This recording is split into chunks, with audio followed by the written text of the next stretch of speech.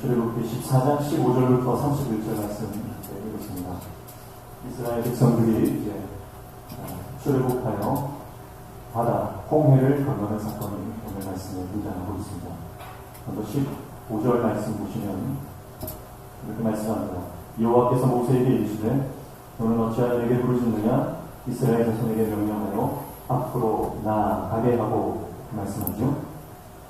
이스라엘 백성들이 사방이 막혀진 곳에 홍해 바다 앞에 놓였습니다. 뒤에는 애굽의 군대가 쫓아오고 있고 양옆으로는 도망갈 수 없는 협곡이고 산들이 놓여 있습니다. 앞에는 더 이상 전진할 수 없는 바다가 놓여져 있는 것이죠. 그 가운데 이스라엘 백성들은 모세 앞에서 하나님에 대하여 원망하고 불평했습니다. 그때 하나님께서는 말씀하시죠. 너희는 가만히 있어 여호와께서 너희를 위하여 싸우시는 그 큰 구원을 보라고 말씀하십니다. 가만히 있으라는 거예요. 믿음의 자리를 지키면서 그 원망하고 불평하는 그 말들을 멈추라는 겁니다. 그럼 우리가 하나님의 구원을 바라볼 때에 우리 입술에서 더 이상 원망과 불평의 말이 나오지 않게 되는 줄로 믿습니다. 그리고 우리의 인간적인 그 모든 감정, 인간적인 반응을 멈추고 믿음의 자리를 지킬 때 하나님께서 그 다음 단계를 말씀하셨는데 그게 뭐냐면 바다 가운데로 나아가는 것입니다. 바다는 막힌 길이죠. 인간이 도무지 뚫고 나아갈 수 없는, 돌파할 수 없는 거대한 문제입니다. 그런데 하나님께서는 그 바다 앞까지, 그 직전까지 나아가라 그렇게 말씀하고 있는 것이죠. 오늘 우리가 인간적인 모든 시도와 우리 마음에 있는 모든 인간의 감정들을 내려놓고 하나님 말씀에 순종하여 믿음으로 반응하면 하나님께서는 우리에게 길을 제시하시고 그 다음 단계의 순종을 요구하시는 겁니다. 저와 여러분 인생 가운데 그렇게 하나님의 말씀이 들려오고 하나님의 말씀에 순종할 수 있는 저와 여러분 되시길 축복합니다. 16절 말씀에 보면 이렇게 말씀하죠. 지팡이를 들고 손을 바다 위로 내밀어 그것이 갈라지게 하라. 이스라엘 자손이 바다 가운데서 마른 땅으로 행하리라. 그렇게 말씀합니다. 지팡이를 들으라. 모세를 향해서 지팡이를 들고 바다 위로 내밀어라. 지팡이는 무슨 상징입니까? 이 지팡이는 하나님의 통치의 상징이고 하나님의 인도와 보호하심의 상징이죠. 그래서 하나님이 함께 하시고 하나님이 다스리시고 하나님이 보호하시고 인도하시면 하나님께서 숨겨놓은 하나님의 그 길이 드러나게 됨을 말씀하고 있는 것입니다. 그럼 오늘 우리의 인생도 우리를 보호하시고 우리를 지키시고 우리를 이끌고 가시는 분은 하나님의 통치와 하나님의 다스림인 줄로 믿습니다. 그 하나님을 따라갈 때에 우리는 하나님의 숨겨놓은 놀라운 하나님의 은혜의 길을 발견하게 되는 것입니다. 17절 말씀을 보면 내가 애국 사람들의 마음을 완악하게 할 것인즉 그들이 그 길을 따라 들어갈 것이라. 내가 바로와 그의 모든 군대와 그의 병거와 마병으로 말미암아 영광을 얻으리니 이었습니다. 이스라엘 사람들의 눈에는 바로와 그 모든 병거들은 죽음의 사자와 같고 돌파할 수 없는 절망적인 문제입니다. 그러나 하나님께서 보실 때는 그 애국의 군대는 하나님의 영광을 드러내는 도구일 뿐이다라고 하는 거예요. 그럼 우리 인생 가운데 너무 답답한 문제, 내 힘으로 어쩔 수 없는 절망적인 상황이 있습니다. 아무리 시도해도 아무리 노력해도 뚫고 나아갈 수 없는 그 어마어마한 산과 같은 문제들이 있어요. 그러나 믿음의 눈으로 보면 그 모든 문제조차 하나님의 영광을 드러내는 도구가 되는 겁니다. 그게 하나님 하시는 일이에요. 우리가 때로는 병이 들고 실패하고 내가 재정적으로 어려움을 겪고 내 계획이 숲으로 돌아가고 우리 삶이 절망 가운데 빠진다 할지라도 믿음의 눈을 뜨면 그 모든 내 절망적인 상황조차도 하나님의 영광을 드러내는 하나님의 도구가 되어진다고 하는 것이죠. 그런 믿음으로 모든 상황과 환경을 재해석할 수 있는 해석의 능력이 우리 가운데 일어나기를 축복합니다. 그래서 하나님께서 애국 사람들의 마음을 완악하게 하셨다고 하는 것인데 대전 성경에는 강팍해졌다. 마음이 강팍하게 되었다고 하는 것이고 이것은 여러 가지 뜻인데 그 중에서 한 가지 뜻이 뭐냐면 집착하게 만든다는 뜻이 있어요. 집착하게 만든다. 마음이 완악해진다는 것은 내가 그 문제에 집착하게 되는 걸 말합니다. 여러분 애국 사람들이 집착했던 것은 바로 이스라엘 백성들, 이스라엘 사람들이었어요. 그러나 하나님의 백성들이 바라보는 것은 더 이상 사람이나 땅이나 이 땅에 있는 것에 집착하는 인생이 아니라 하나님 나라를 바라보고 저 하늘을 바라보는 인생으로 그 시선이 바뀌는 것이죠. 여전히 우리 안에 완악한 이 세상의 것을 집착하는 마음들이 있습니다. 근데 그 집착하는 마음들을 하나님 어떻게 하기를 원하십니까? 바닷 가운데 다 수장하기를 원하십니다. 추억은 가슴에 묻고 지나간 벗은 미련을 버리라는 말이 있습니다. 그리고 미련을 버리십시오. 여러분, 어떤 교회를 우리가 신앙생활을 하면서 어떤 분들은 과거에 집착하시는 분들이 있어요. 내가 실패하고 내가 넘어졌던 그 과거의 문제들에 집착하는 분들이 있어요. 그래서 늘 후회하고 늘 과거의 망령에 사로잡힌 채 살아가는 존재가 있다. 그 모든 미련과 그 모든 집착에서 벗어나 하나님이 이끌고 가시는 새로운 일을 향해 눈을 들어 비전을 바라보는 저와 여러분들을 축복합니다. 그게 하나님께서 우리 삶 가운데 원하시는 것이죠. 그래서 바로와 그 애굽의 군대는 이스라엘 백성들에게는 과거의 상처이고 과거의 아픔이고 그들의 트라우마고 그들의 고통스러운 현실이었습니다. 그러나 하나님은 그 모든 과거의 아픔과 상처를 바다 가운데 다 수몰시켜 버리시는 것이죠. 우리 모든 과거의 아픔과 상처와 슬픔과 트라우마는 이제 주님 안에서 다 바다 깊숙이 매장되는 줄 믿습니다. 그게 하나님의 은혜입니다. 19절과 20절 상관들을 보면 이렇게 말씀하죠.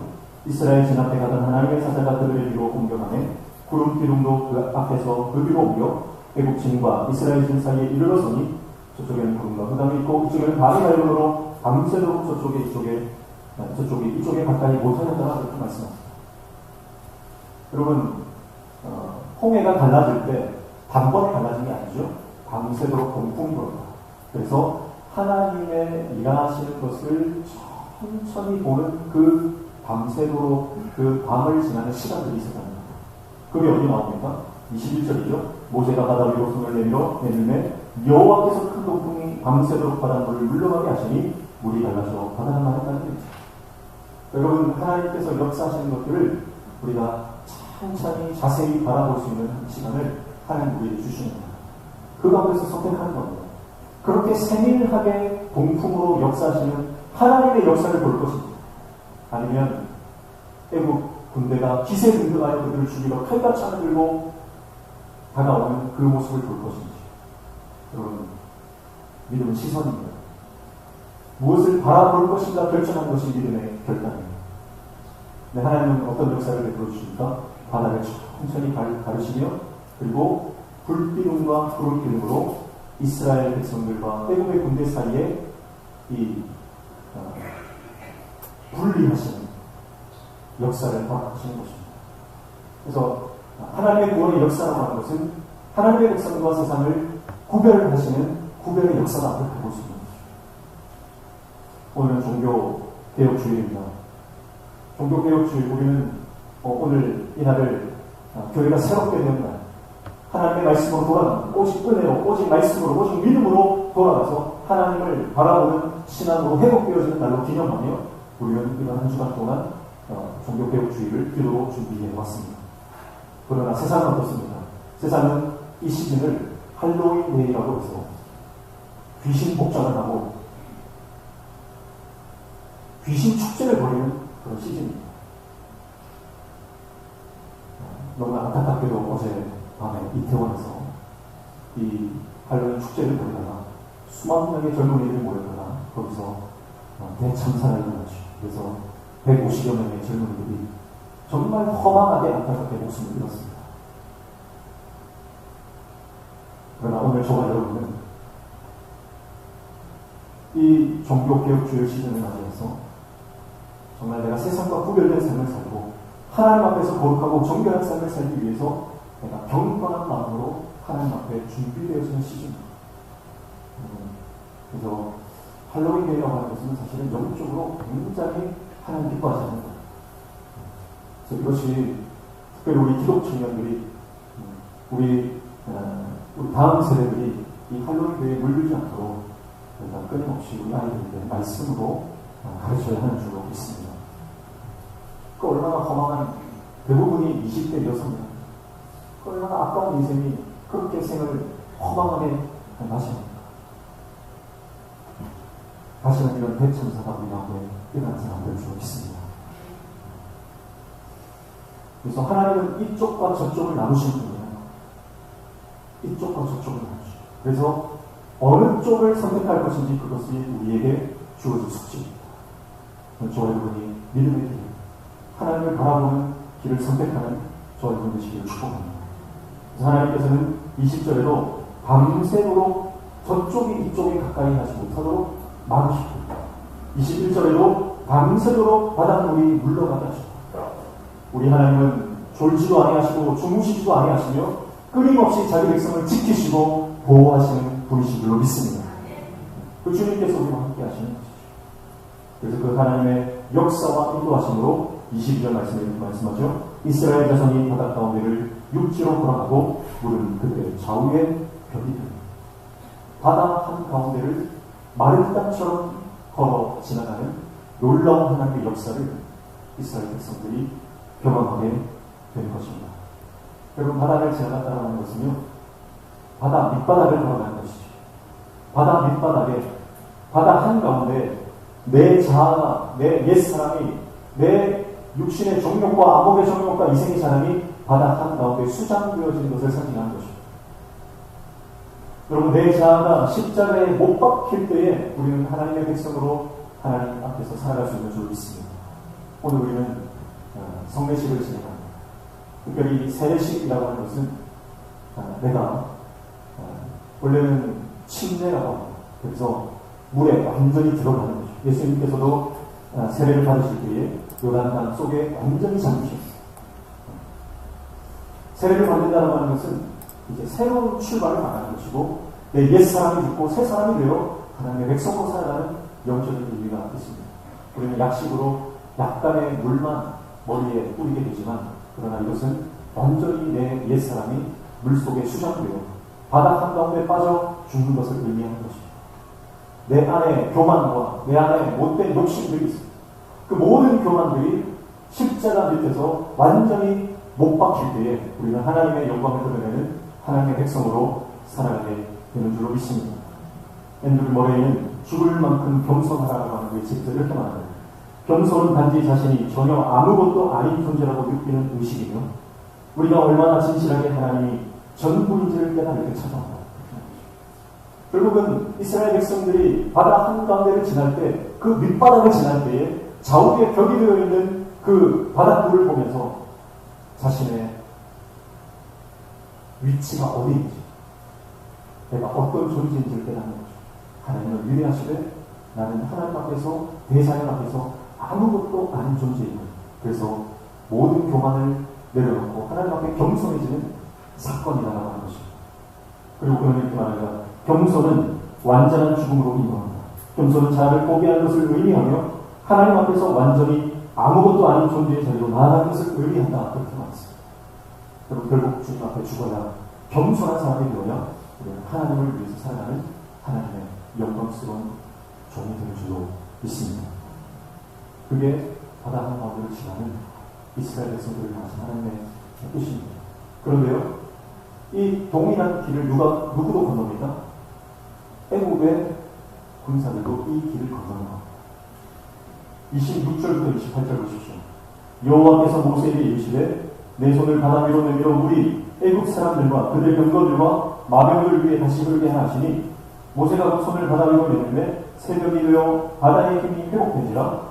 애굽 사람들이 물을 거슬러 도망하나 여호와께서 애굽 사람들을 바다 가운데 덮으시니 물이 다시 흘러 병거들과 기둥들을 덮되 그들의 길을 따라 바다에 드러난 바로의 군대를 다 덮으니 하나도 남지 아니하였더라. 그렇게 말씀하고 있습니다. 애국의 군사들도 병거를 이끌고 그 마른 땅을 걸어갔습니다. 동일한 길입니다. 다른 길이 아닙니다.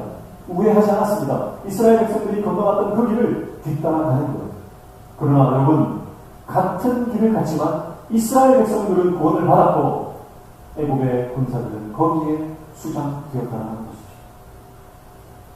여러분, 똑같은 길을 가지만 누구에게는 그 길이 기적의 길이요, 믿음의 길이요, 구원의 길이지만 그 똑같은 길이 누구에게는 저주의 길이고 멸망의 길이 될 수 있다고 하는 것을 오늘 우리는 발견할 수 있는 것입니다.